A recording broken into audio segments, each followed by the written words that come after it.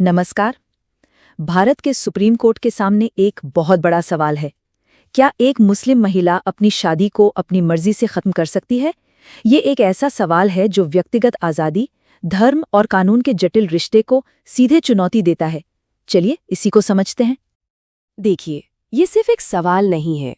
इसका जवाब भारत में लाखों महिलाओं के अधिकारों को हमेशा के लिए बदल सकता है। तो चलिए इस पूरी कानूनी लड़ाई की तह में चलते हैं।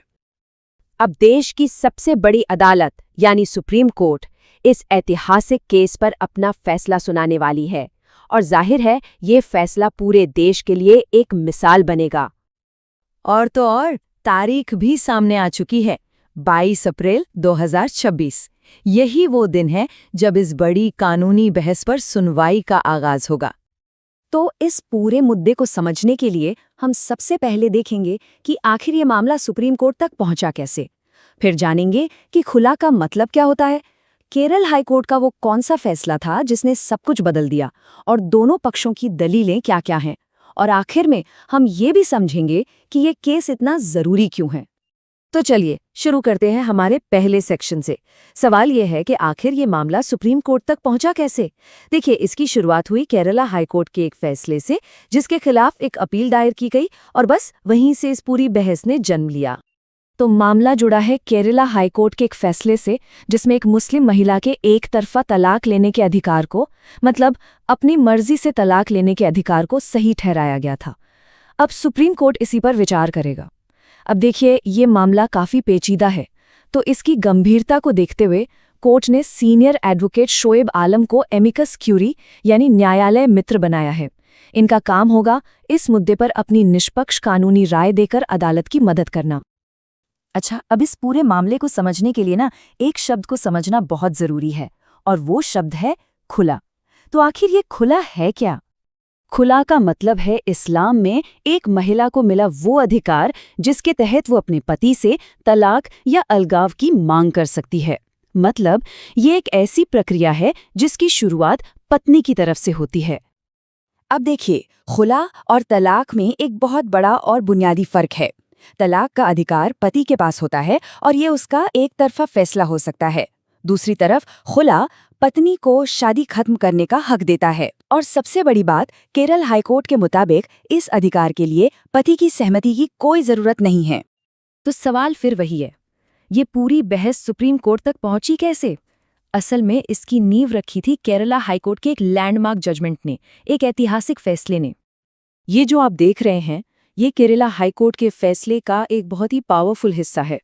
कोर्ट ने बिल्कुल साफ शब्दों में कहा कि एक मुस्लिम महिला का खुला के जरिए शादी खत्म करने का अधिकार पवित्र कुरान से मिला एक एब्सोल्यूट राइट है, एक मुकम्मल अधिकार है, और इसके लिए पति की मर्जी या उसकी रजामंदी की कोई जरूरत नहीं है। ये एक बहुत बड़ा और क्लियर स्टेटमेंट था। हाँ, लेकिन हाईकोर्ट ने यह भी साफ किया कि ये अधिकार तो एब्सोल्यूट है, पर इसकी एक प्रक्रिया है। एक खुला को वैलिड मानने के लिए 3 शर्तें हैं। पहली, पत्नी को शादी खत्म करने का ऐलान करना होगा। दूसरी, उसे मेहर या शादी के दौरान जो भी सामान मिला हो उसे लौटाने की पेशकश करनी होगी। और तीसरी, जो कि बहुत जरूरी है, इस ऐलान से पहले सुलह की एक सच्ची कोशिश होनी चाहिए। अब आते हैं इस मामले के सबसे अहम हिस्से पर, यानी कानूनी टकराव पर। आखिर केरला हाईकोर्ट की फैसले के खिलाफ क्या दलीलें दी गईं और कोर्ट ने उनका क्या जवाब दिया? तो देखिए, जो याचिकाकर्ता थे उनका तर्क था कि पत्नी सीधे सीधे खुला नहीं ले सकती, उसे पहले अपने पति से तलाक मांगना होगा, और अगर पति मना कर दे तब जाकर वो अदालत या काजी के पास जा सकती है। इसके जवाब में हाईकोर्ट का रुख बिल्कुल साफ था। उन्होंने कहा, नहीं, पत्नी को खुद शादी खत्म करने की मांग करने का अधिकार है। और कोर्ट ने ये भी कहा, हमारे देश में अदालत किसी वयस्क और सक्षम महिला की गार्डियन नहीं है। एक और दलील ये थी कि पर्सनल लॉ की व्याख्या मौलवियों को करनी चाहिए। इस पर भी कोर्ट ने साफ कर दिया कि कानूनी सवालों पर फैसला अदालतें करेंगी, वो बिना कानूनी ट्रेनिंग वाले मौलवियों पर निर्भर नहीं रह सकती। और ये कोर्ट का एक और बहुत ही तीखा और सीधा बयान है। अदालत ने कहा कि इस फैसले की जो समीक्षा की मांग हो रही है वो ये दिखाती है कि मुस्लिम महिलाओं को उनके पुरुष समकक्षों के अधीन माना जाता है, जिसे मौलवियों और मुस्लिम समुदाय की आधिपत्यवादी मर्दानगी का समर्थन हासिल है। मतलब कोर्ट ने इस कानूनी लड़ाई के पीछे जो सामाजिक ताना बाना है उसे भी उजागर कर दिया। और अब आते हैं सबसे बड़े सवाल पर। ये सिर्फ एक केस नहीं है, इसके मायने बहुत गहरे हैं। तो आखिर ये पूरे भारत के लिए इतना महत्वपूर्ण क्यों बन गया है? देखिए, सुप्रीम कोर्ट का जो भी फैसला आएगा वो कई चीजों पर असर डालेगा। सबसे पहले तो एक महिला की अपनी जिंदगी के फैसले लेने की आज़ादी, उसकी ऑटोनॉमी और उसकी धार्मिक स्वतंत्रता पर। दूसरा, ये भारत में मुस्लिम पर्सनल लॉ की व्याख्या करने का तरीका हमेशा के लिए बदल सकता है। तीसरा, ये आस्था और कानून के मामलों में अदालतों की भूमिका को फिर से तय करेगा।